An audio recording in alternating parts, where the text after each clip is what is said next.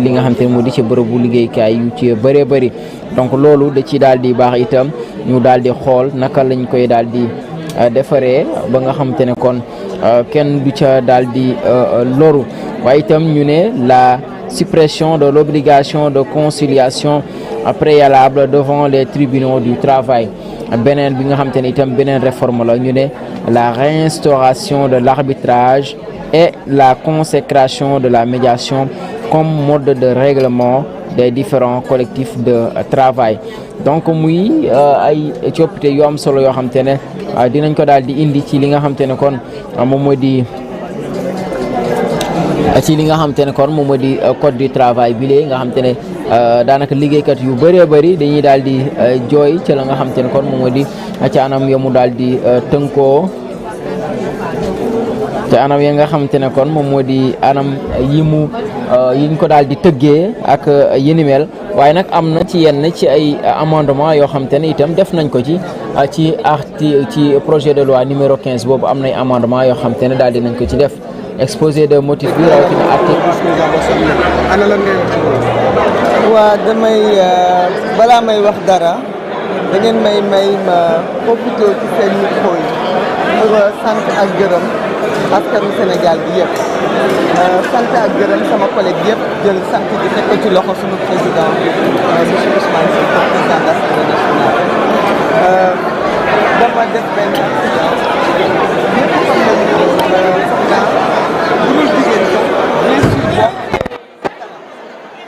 c'est assez dur psychologiquement surtout nag boo nekkee jigéen di tàmm wax ci kanamu nit ñi soo amee gaañu yu mel noonu dana la affecté mais je tiens à dire que lu douleur bi morale mën a metti le soutien des Sénégalais et leurs prières m'ont permis de vraiment relativiser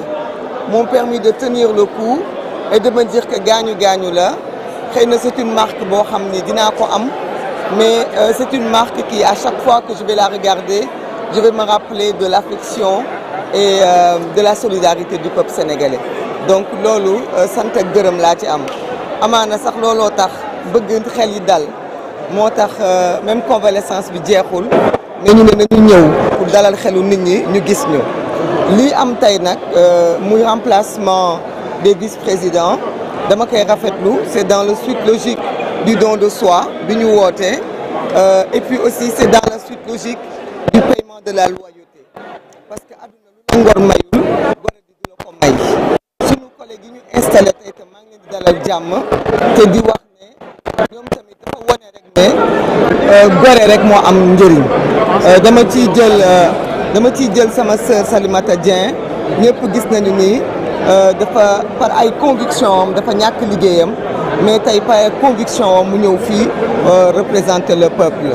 maintenant projet de loi bi tamit dafa nekk lu am solo li ñu def tey du lu tuuti c'est à saluer parce que ñun askan wi lañ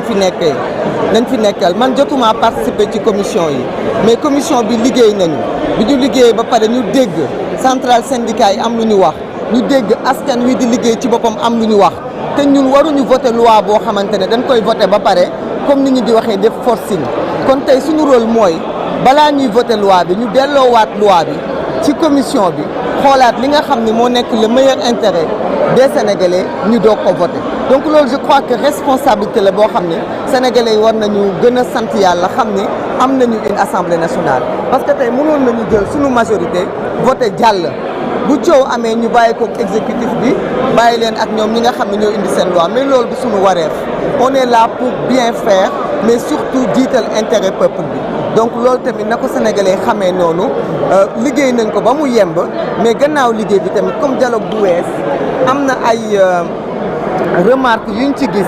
donc dinañ ko delloowaat commission dugalaat remarque boobu ba nga xam ne buñ koy indi fii day nekk projet de loi bu ñoñ boo xam ne buñ ko voté exécutif bi ci am problème mais tamit employeur bi ñu am problème mais tamit ñi nga xam ne ñoom la ñuy jël tamit muy sénégalais duñ ci am problème. voilà keroog installation Ousmane Sonko fekk la fi woon certainement suivre nga ko comme tous les sénégalais ana ban jàngat nga am ci loolu itam. waaw loolu lu yoon la rek parce que logique la parce que xam nga le président Ousmane Sonko moo jiite woon suñu liste bi ci élection législative yi ñu nekkoon ci ginnaawam kon bu ñu ko joxee 130 députés mu war a ñëw liggéeyal Sénégal mu choisir woon dem exécutif nekk fa premier ministre kon bu mission exécutive bi jeexee c'est normal responsabilité mu jël ko ñëw toog fii jiite cette majorité bi nga xam ne sénégalais ñoo ko jox damay rafetlu liggéey bi ñëpp nu mu demee di ñaan yàlla rek ñu continuer ci lancé boobu merci beaucoup. Merci beaucoup honorable. Merci. Merci. Voilà, Midad Metal honorable. Voilà, par rapport.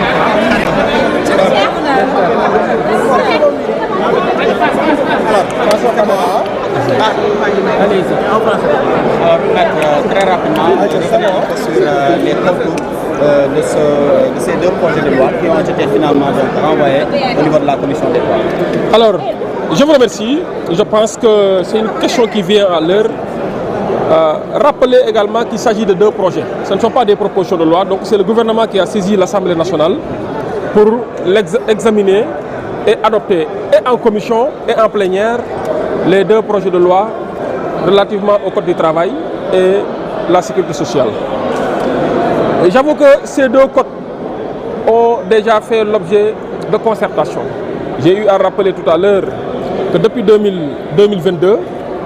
le gouvernement avait instauré un comité d'évaluation du Code du travail et du Code de la sécurité sociale.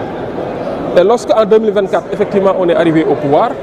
on a trouvé les travaux de ce comité qui a été élargi au comité national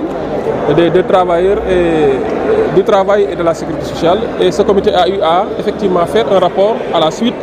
de l'avis de la Cour suprême. Alors, lorsque le gouvernement du Sénégal, par le canal du secrétariat général, a été saisi, une étude a été faite avant sa transmission en Conseil des ministres pour adoption et transmission à l'Assemblée nationale. Et durant tout le processus, les comités qui ont eu à travailler sur ces deux textes l'ont fait de façon tripartite,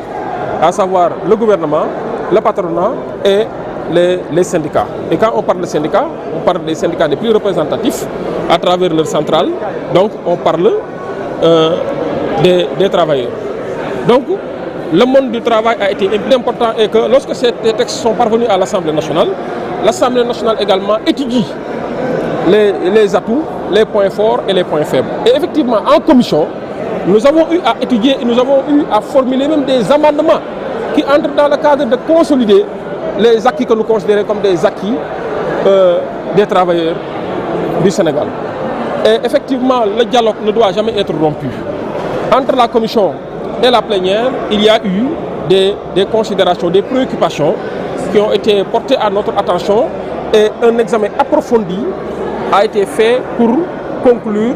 à ce qu'effectivement la commission puisse, en application de l'article 84 du règlement intérieur de l'Assemblée nationale, qui fait la demande pour demander le renvoi pour un nouvel examen.